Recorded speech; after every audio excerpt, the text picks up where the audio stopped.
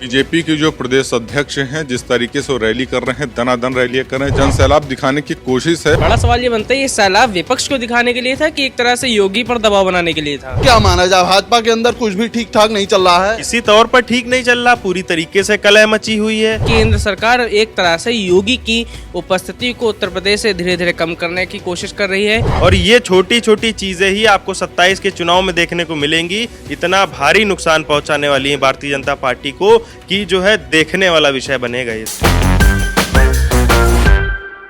नमस्कार, आप देख रहे हैं खबर चौक और मैं हूं अमन सिंह वत्स आपके साथ। दो ताली में आज चर्चा करेंगे भारतीय जनता पार्टी को लेकर। लगातार ब्राह्मण विधायकों की बैठक के बाद से घमासान मचा हुआ है भारतीय जनता पार्टी के अंदर।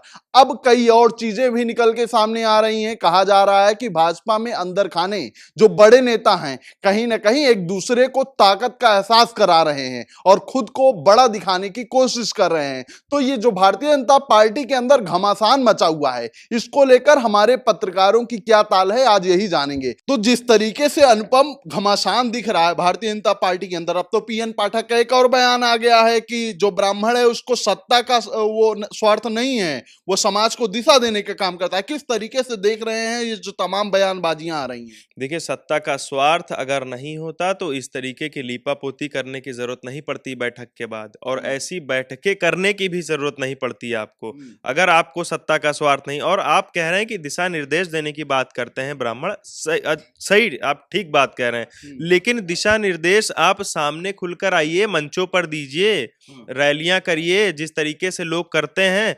आप गुपचुप बैठ के मीटिंग कर लेते हैं, उसके बाद जब आपकी निकलकर सामने आती है तो आप बताते हैं कि ब्राह्मण जो है दिशा निर्देश देने का काम करता है। ब्राह्मण करता है दिशा निर्देश देने का काम, लेकिन इस तरीके से थोड़ी कि गुपचुप मीटिंगें कर ले, उसके बाद में जब बात निकलकर सामने आए तो उस पर लीपापोती की जाए। इन सब चीजों से क्या माना जाए, भाजपा के अंदर कुछ भी ठीक ठाक नहीं चल रहा है। किसी तौर पर ठीक नहीं चल रहा, पूरी तरीके से कलह मची हुई है। कुर्मी समाज उधर अपना जो है पंकज चौधरी जी इधर से तान रहे हैं, वो भी तो भारतीय जनता पार्टी से ही हैं भाई। वो ब्राह्मण समाज से इस तरीके से क्यों नाराजगी जता रहे हैं, इस तरीके से क्यों सवाल खड़े करें? अगर फूट नहीं पड़ी है तो आपकी एक मीटिंग करने पर उत्तर प्रदेश का प्रदेश अध्यक्ष क्यों सवाल कर रहा है? भाई वो भी तो पार्टी से ही है, उसको तो समर्थन करना चाहिए।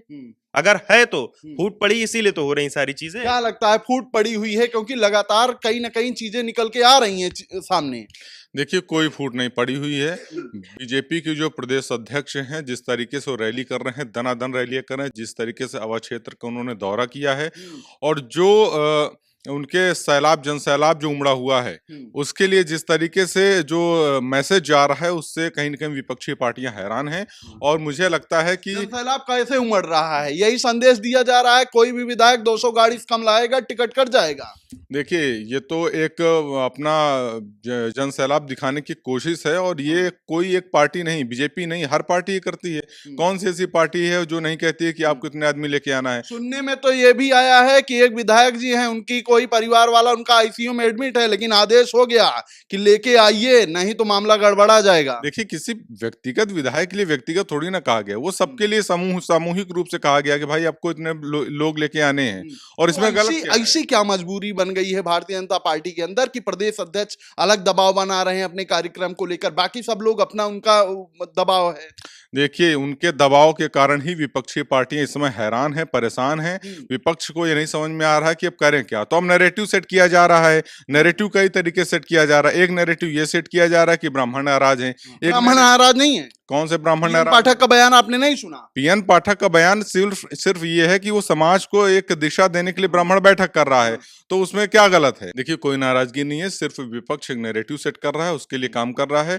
न भारतीय जनता पार्टी में नाराजगी है और ना ही कोई इस तरीके का दबाव है। क्या लगता है, कोई भाजपा से नाराज नहीं है, सब चंगा सी चल रहा है इसमें? देखिए, मुझे तो लगता है ऐसा बिल्कुल भी नहीं है। और जाहिर सी बात है, अगर बात नैरेटिव की हो रही है तो ये नैरेटिव भी आया कैसे? क्योंकि जब अंदर खेमे में कहीं ना कहीं जो मतभेद है, उस मतभेद के चलते ये मुद्दा उठ करके सामने आया। निकल के आएगा तभी तो अन्य नैरेटिव से ना। ये जो मुद्दा है ये इतने लंबे समय से क्यों नहीं आ रहा था, अभी आना क्यों शुरू हुआ है?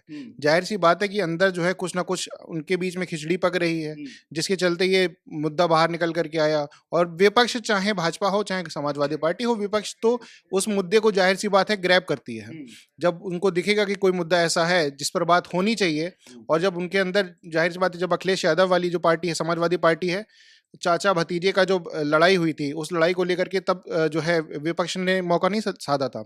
तब भी विपक्ष ने मौका साधा था, तो आज समाजवादी पार्टी या तमाम और भी जो पार्टियां हैं तो ब्राह्मणों की नाराजगी होगी तो वो तो मौका देंगे ही। बिल्कुल। और जो मैं आपको ये भी बता दूं कि ब्राह्मण की जो स्थिति जो रही है, वो समाजवादी पार्टी में जिस तरह से उनको पूछा गया है, वो भाजपा में अब इस समय नहीं है। और जाहिर सी बात है, चाहे आप उसको किसी भी एंगल से लेके जाएं, चाहे जिस तरह से देखना चाहें उस चीज को, लेकिन ये बात तय है कि समाजवादी पार्टी में जिस तरीके से ब्राह्मणों को पूछा गया है या उनको जो पद मिले हैं, वो इस तरह से अभी इनको नहीं मिले। वो यही तो नाराजगी माना जाए, यही नाराजगी है। नाराजगी साफ तौर पर यही है ना। आप देखिए इस चीज को, वरना इस बात को कहीं ना कहीं वहां दबा लिया जा सकता था, लेकिन वो बात दब नहीं रही है। वो बात बार बार निकल करके सामने आ रही है, तमाम बयान निकल करके सामने आ रहे हैं। उसके पीछे का कारण क्या है? कारण यही है ना कि वो दबाना ही नहीं चाहते हैं, और जब वो दबाना ही नहीं चाहते हैं तो विपक्ष इस मुद्दे को क्यों ना उठाए। अनपढ़ जिस तरीके की चीजें निकल के आ रही हैं सामने, क्या लगता है उसके बाद भी जो लोग कह रहे हैं कि नहीं सब ठीक है भारतीय जनता पार्टी के अंदर, क्या ये सही है? नहीं, भारतीय जनता पार्टी के में जो है कुछ भी नहीं ठीक है। अब साफ तौर पर देख रहे हैं, अभी कल ही एक बयान निकलकर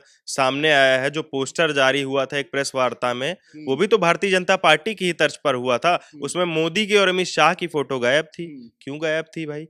अंदर खाने में फूट मची हुई है, इसीलिए फोटो गायब कर दी गई। जब आपस के मंत्री नेता ही एक दूसरे से नहीं जो है, एक दूसरे के समर्थन में नहीं, एक दूसरे के साथ खुश नहीं है, तो पार्टी कहाँ से चलेगी? आप बड़े बड़े पोस्टर जारी करते हैं, बड़े बड़े बैनर लगाते हैं, और उसमें आप अपने ही केंद्रीय मंत्री अमित शाह और प्रधानमंत्री मोदी की फोटो गायब कर देते हैं। तो माना जाए द्वंद्व मची हुई है। जाहिर सी बात है द्वंद्व मची हुई, इसीलिए ये छोटी छोटी चीजें निकल कर सामने आ रही, और ये छोटी छोटी चीजें ही आपको 27 के चुनाव में देखने को मिलेंगी। इतना भारी नुकसान पहुंचाने वाली है भारतीय जनता पार्टी को कि जो है देखने वाला विषय बनेगा ये सामने। दीपक, आपको क्या लगता है जिस तरीके से चीजें चल रही हैं, उसके बाद चर्चाएं जो चल रही हैं, क्या मानते हैं आप किस तरीके की स्थिति बनी हुई है भारतीय जनता पार्टी के अंदर? देखिए, जिस तरीके से पंकज चौधरी के आगमन पर जो सैलाब दिखाया गया, बड़ा सवाल ये बनता है, ये सैलाब विपक्ष को दिखाने के लिए था कि एक तरह से योगी पर दबाव बनाने के लिए था? शायद सरकार, केंद्र सरकार की तरफ से या फिर भाजपा का नेतृत्व तो ये भूल रहा है कि 2022 का विधानसभा चुनाव, भले ही पूरे देश में बीजेपी जो है मोदी जी के चेहरे पर चुनाव लड़ती हो, लेकिन उत्तर प्रदेश में जो 2022 का विधानसभा चुनाव था, ये योगी के चेहरे पर लड़ा गया था, और योगी को लोगों ने वोट दिया था। योगी आदित्यनाथ को वोट दिया था, उन पर विश्वास करके जो है वोट दिया था, उनकी जो कानून प्रशासन है, उनकी नीति को समझ के वोट दिया था। और अब केंद्र सरकार अपना हस्तक्षेप डाल रही राज्य सरकार के नियमों पर। एक तरह से विधायकों को जिस तरह से प्रेशराइज किया जा रहा है, पंकज चौधरी का जो बताया गया कि विधायकों को प्रेशराइज करके बताया गया कि काफिला लेकर के आओ। आखिर ऐसा क्यों है? इसके पीछे क्या कारण है? क्या कारण मानते हैं आप? मेरा तो सीधे यही समझ में आता है कि केंद्र सरकार एक तरह से योगी की उपस्थिति को उत्तर प्रदेश से धीरे धीरे कम करने की कोशिश कर रही है। योगी के जो चेहरा है उसको मुझे लगता है कहीं ना कहीं दबाने की कोशिश कर रही है। क्या माना जाए इसीलिए पंकज चौधरी की एक्टिविटी जो है वो बढ़ रही है? हाँ, यही कारण है कि पंकज चौधरी की एक्टिविटी लगातार बढ़ रही है, और एक तरह से योगी का, देखिए योगी आदित्यनाथ का एक तरह से कोई तीखा बयान भी नहीं आ रहा। शायद उनके ऊपर दबाव है केंद्र का, वरना अब तक की कोई ना कोई बयान तो आना ही चाहिए उनका। ठीक है, तमाम तरीके की जो चीजें चल रही हैं, इसी को देखते हुए पत्रकारों की भी ये ताल है कि कहीं ना कहीं सुगबुगाहट है भारतीय जनता पार्टी के अंदर, द्वंद्व मची हुई है, और जब इस तरीके की चीजें निकल के आएंगी तो चर्चाएं स्वाभाविक होंगी ही। तो आज की दो ताली में इतना ही। ऐसी ही खबरों को आपके बीच में लेकर आते रहेंगे, तब तक देखते रहिए खबर चौक। कैमरा पर्सन अभिजीत के साथ Aman Singh Vats, Lucknow. New public inter college Lucknow, admission open. For more information call 0522 282232 और 7755 089585।